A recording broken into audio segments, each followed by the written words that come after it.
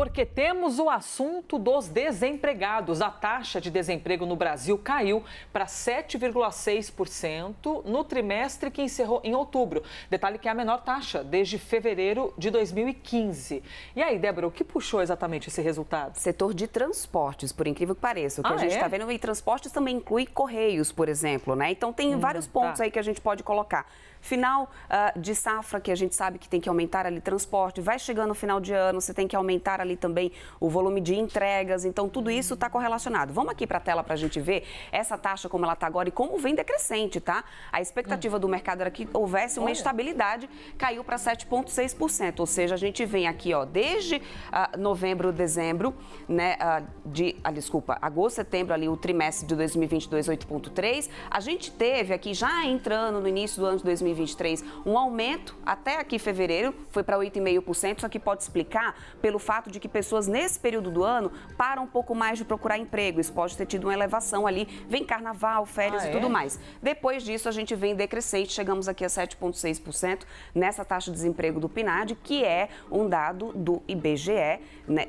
Às vezes não correlaciona com o CAGED, o pessoal fica perguntando ali, gente, o IBGE é que faz a PNAD, não consegue ser tão preciso como os dados, inclusive, do CAGED, dado que a gente teve, depois da pandemia da Covid-19, o IBGE passou a fazer a pesquisa por telefone. Então, é uma pesquisa mais abrangente. Mas aí a gente tem também, para poder acompanhar o cenário de empregos no Brasil, o CAGED que a gente já trouxe aqui, inclusive, nessa semana. O importante é que está em 7,6%, tá bom? O desemprego está caindo. Eu sempre tenho dificuldade de entender isso. Deixaram de procurar emprego, porque os boletos continuam vencendo, né? Mas existe um movimento no ano, é isso? Um período? Exatamente. Tem um período que, por causa de férias, o pessoal viaja mais, então isso naquele período pode acontecer, vai feriado, então houve menos procura por emprego, por isso pode dar, é o que os especialistas explicam, essa diferença às vezes de um mês por outro. Vamos falar aqui sobre o 13º, é hoje que o Serasa para de me ligar, gente? Todo mundo hoje. Sorridente nesse estúdio hoje, gente, você precisa ver. Mas eu tô rindo à toa, já diria Fala Mansa. Termina hoje o prazo para as empresas pagarem a primeira parcela do 13º salário e muita gente ainda tem dúvidas sobre o que fazer com o valor. Quem não tem dívida, né, meu querido, minha querida? Porque quem tem dívida faz o quê? Paga a dívida, é o que esperamos. E aí, quais são as alternativas além de pagar a dívida? Bom, pagar a dívida é uma das primeiras dela, mas antes disso, deixa eu até avisar para o pessoal que tem uma segunda parcela ainda, tá? Hoje está sendo a primeira, vem a segunda. E como que é exatamente essa parcela? Vamos olhar na tela. Churrasco na laje vai bombar, minha querida. A primeira, inclusive, era o limite para se pagar até hoje, dia 30 de novembro. Nessa primeira parcela, vem metade do salário bruto, sem nenhum desconto.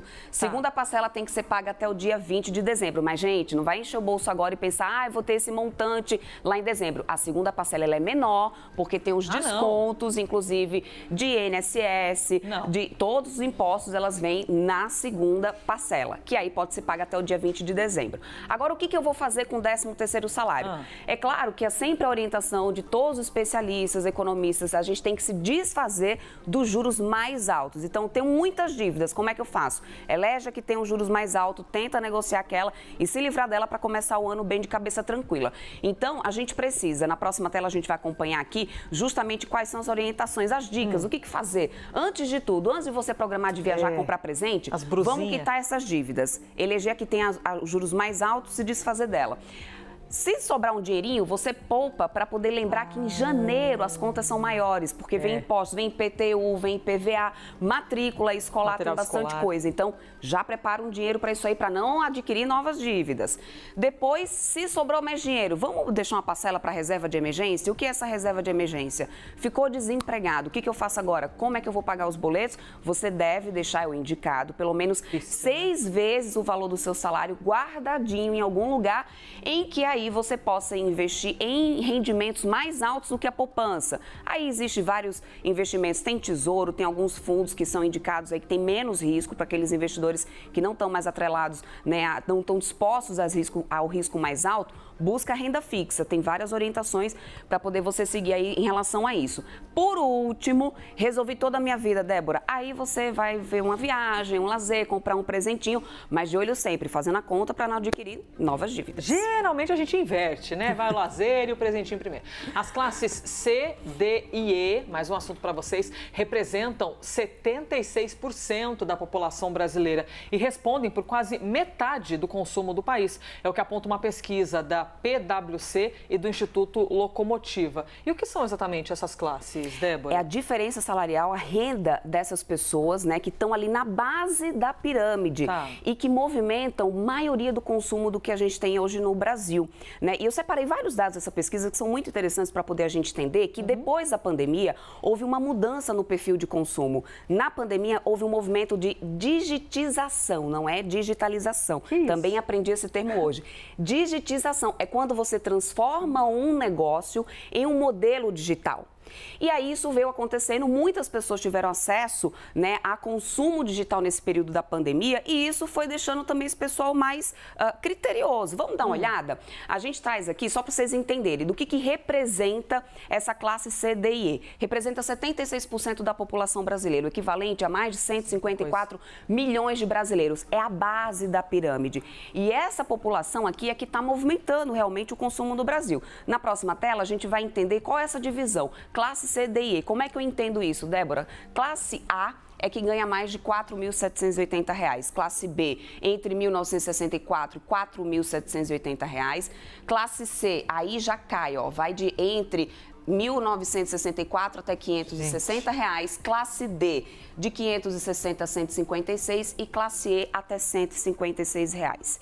Então, essa é a divisão que a gente tem das classes aqui da nossa sociedade, é o nível realmente salarial de cada um, o nível per capita, por pessoa, dentro de um domicílio, dentro de casa, de uma casa, enfim, de uma residência. Muito triste, Na né? próxima tela, a gente vai entender o modelo de consumo dessas pessoas. De acordo com o perfil de consumo, 87% diz que consumiriam mais se tivessem mais acesso ao crédito. E aí entra aquela discussão, né? O crédito parcelado vai encerrar o parcelado ou não, enfim, vai limitar muito o poder de consumo das pessoas, das famílias, inclusive afetar bastante o varejo. 61% diz que comprariam coisas que não tiveram quando jovem.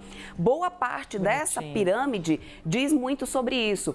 Eu vou tentar me esforçar para juntar o dinheirinho e comprar aquilo que eu não tive quando jovem.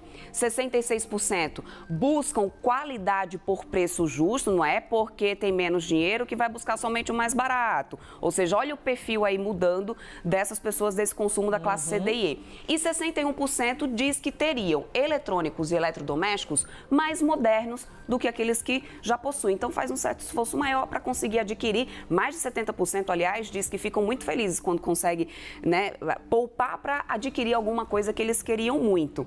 E aí tem vários dados interessantes, é uma pesquisa que mostra que realmente essa pirâmide da população movimenta bastante a economia, mas olha só, classe E, né? R$ 156, Elisa.